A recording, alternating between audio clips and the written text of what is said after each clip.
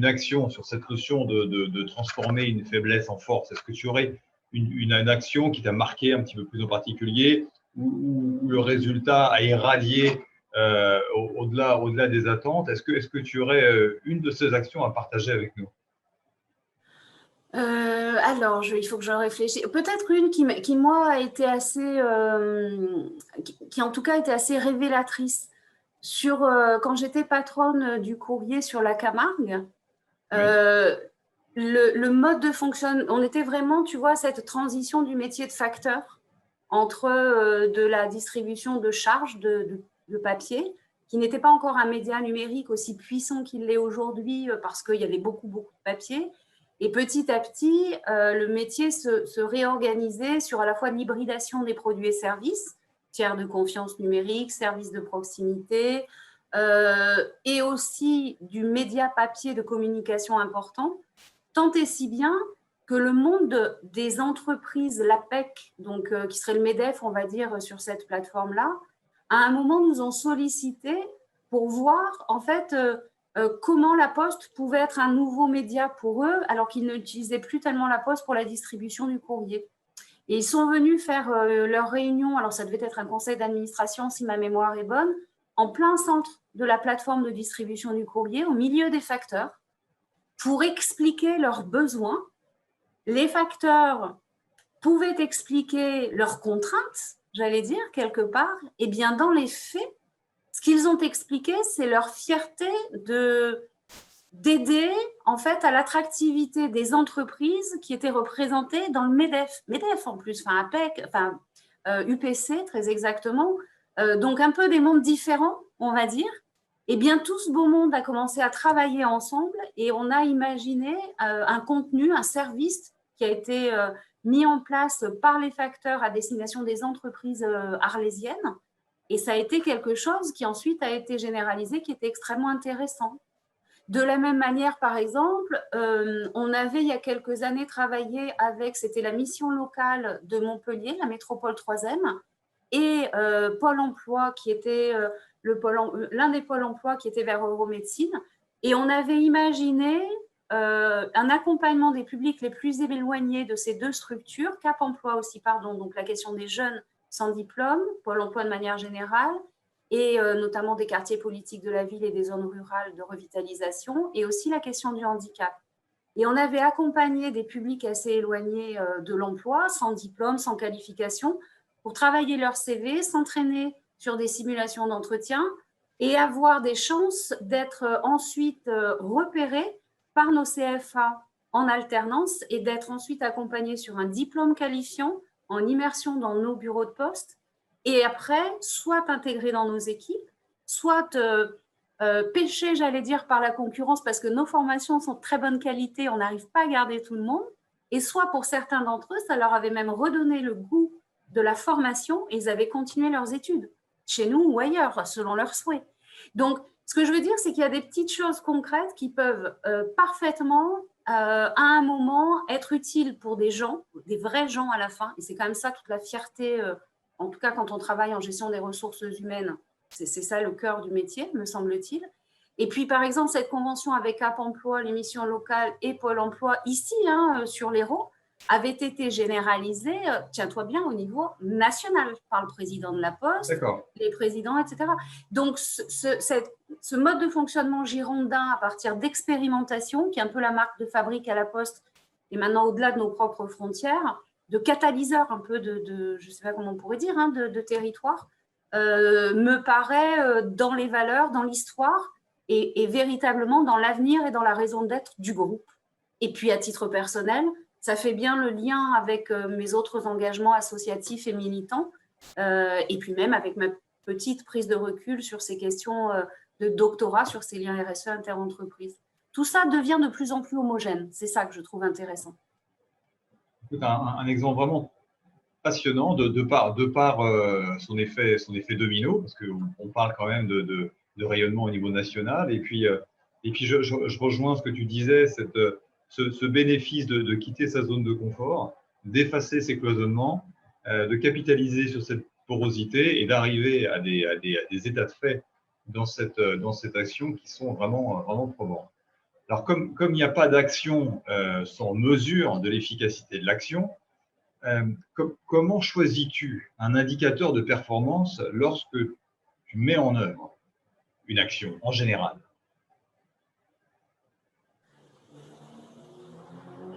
Alors, rarement des indicateurs de moyens quand j'ai réfléchi.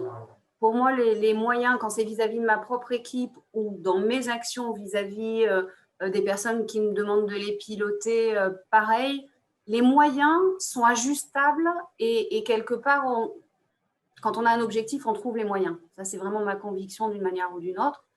Et ça ne veut pas dire évidemment juste moyens financiers, justement. Maintenant, on en est bien au-delà et c'est en ça que c'est plus ajustable peut-être. Les relations, les connaissances dans différents domaines, etc., permettent aussi d'enrichir d'expertises différentes, etc. Donc, c'est rarement les moyens. Ce qui m'importe à la fin, ce n'est pas forcément le couperet de l'analyse à un instant T d'un résultat acquis ou pas acquis. C'est plutôt des indicateurs sur une amélioration continue et un cheminement pour aller vers le mieux. Ce que je disais un peu tout à l'heure, c'est-à-dire aller vers le mieux, vers le bien, vers le mieux et tendre toujours vers l'idéal, sachant qu'au fur et à mesure qu'on s'en rapproche, en fait, pour moi, il s'éloigne parce qu'on peut encore faire mieux. Donc, du coup, je dirais plutôt des indicateurs qui sont des indicateurs d'un changement de posture, des indicateurs de valeur qui restent socles, mais de modalités qui sont en capacité d'être mouvantes. Et pour faire ça, tu peux te projeter, alors on dirait GPEC, je ne sais pas comment on appelle la gestion prévisionnelle des emplois et des compétences, pardon, mais moi je crois assez peu à la GPEC sur des compétences physiques, parce que dans 10 ans, la moitié des compétences dont on aura besoin, on ne les connaît pas aujourd'hui.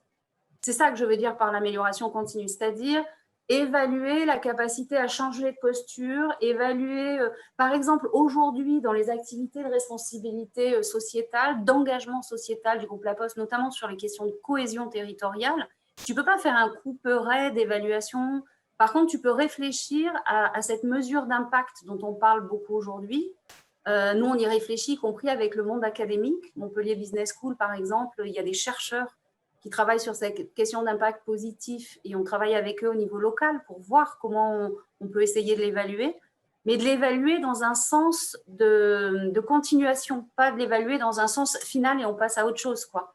Et de continuer à évaluer. Donc, d'évaluer, par exemple, des postures, je parlais tout à l'heure des postiers, d'évaluer leur capacité à transmettre leurs compétences, d'évaluer des capacités à être force de proposition. On rejoint aussi ce que tu me posais comme question sur comment il faudrait me manager ou comment j'ai envie de manager mes équipes. Comment on crée un cadre de référence qui est un cadre de référence propice à l'innovation, à l'adaptation des services par rapport à nos clients au plus proche des territoires et au plus proche des besoins, à l'attractivité des territoires pour développer l'attractivité de la Poste, ou l'attractivité des territoires quand on est dans des discussions RSE inter-entreprises pour développer le bien vivre ensemble. Tout ça va un petit peu dans le même sens pour moi. Donc, cette question de l'évaluation, elle a plus un sens en dynamique de mouvement à continuer plutôt qu'en point final de quelque chose qu'on aurait réussi ou raté, en fait, quelque part. Voilà un petit peu comment je vois les choses. En tout cas, c'est cette dynamique qui me paraît intéressante à observer et je crois que ça rejoint pas mal la manière dont notre comité des parties prenantes au niveau national analyse justement la raison d'être, comment on l'a montée, puis comment on va la suivre maintenant au fur et à mesure des années dans le cadre de notre plan stratégique 2030. Donc, en fait, c'est réassurer des valeurs, ne pas perdre l'identité du groupe ou l'identité du territoire ou le besoin de bien commun qu'on a déterminé ensemble et s'ajuster au fur et à mesure. L'évaluation n'étant qu'une modalité d'ajustement pour continuer à avancer vers le mieux. Voilà comment je le qualifierais. D'accord, limite, on a même redéfini ce qu'est un indicateur, parce qu'au-delà de la cristallisation d'une photographie à un instant T, tu peux présenter l'indicateur comme un levier avec cet effet dans le temps après l'opération. Je trouve qu'il va vraiment intéresser tout le monde. Justement, sur cette notion de compétences et de compétences nouvelles, Alors, d'après toi, et je profite vraiment du fait que tu as plusieurs vies qui se parlent les unes aux autres, quelles compétences nouvelles peuvent sortir de cet état de crise, d'après toi? Moi, je pense qu'il y a en tout cas une prise de conscience qu'on n'arrive pas à quantifier encore maintenant, qui peut-être est moindre pour nos générations qu'elle ne l'est pour les toutes jeunes générations. Moi, j'ai des enfants entre le lycée et l'université. C'est la sidération dans laquelle on a été plongé par une situation absolument impensable et de manière très rapide.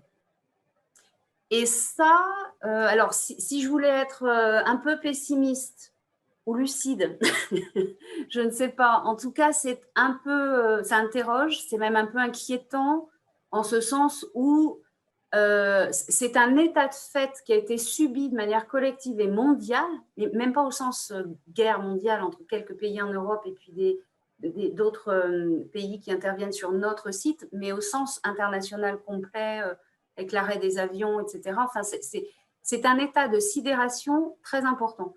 Nous, à la Poste, en tout cas, dans ce moment-là, passé la sidération des premiers jours comme tout le monde, hein, on s'est complètement recentré sur nos missions d'intérêt général. Parce que, je rappelle que c'était mi-mars, première semaine du mois d'avril, il y a 6 millions de personnes qui se voient verser les prestations sociales, pour la plupart dans nos bureaux de poste, et c'est une grande fierté de l'ensemble des postiers, mais il fallait être prêt, il fallait être là. Moi, personnellement, j'étais au bureau de Lunel à l'accueil avec les collègues pour organiser les choses. Donc, Lunel dans le 34, parlons quartier politique de la ville, parce que notamment là, il y avait des enjeux de cohésion sociale qui étaient prégnantes. De la même manière dans les zones rurales, de la même manière pour les petits commerçants, où on a mis par exemple Ma Ville Mon Shopping, qui est une des applications de mise en lien des commerçants pour les collectivités territoriales gratuit.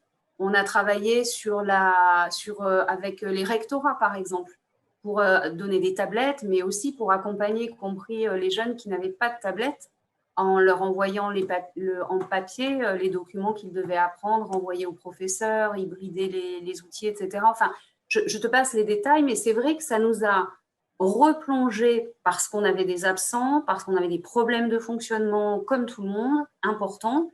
Ça nous a replongé dans nos missions d'intérêt général. Ça, c'est un premier point. Et du coup, je trouve qu'à l'amorce de la réflexion du plan stratégique 2020-2030, à l'amorce, au tout début où on avait un peu commencé, mais des questionnements sur la raison d'être, cette situation a eu un impact dans une prise de conscience que nos valeurs, notre identité, ce n'était pas seulement des missions de service public qui étaient comme ça adjointes à l'entreprise. C'est notre cœur, c'est notre force. Et en fait, aujourd'hui, par exemple, le découpage du plan stratégique qui est sur les 4 grandes transitions sociétales, la transition numérique, la transition démographique, la transition territoriale et puis la transition environnementale, eh bien, on a la moitié de chacune de ces transitions qui est orientée bien commun, attractivité des territoires, soutien aux territoires et levier de transformation sur ces 4 transitions par rapport à l'intérêt général, avec évidemment aussi sur l'autre moitié des services qui sont l'évolution de l'identité du facteur entre la distribution du courrier dont je parlais et par exemple les services de proximité, mais tout aussi utiles à la société demain.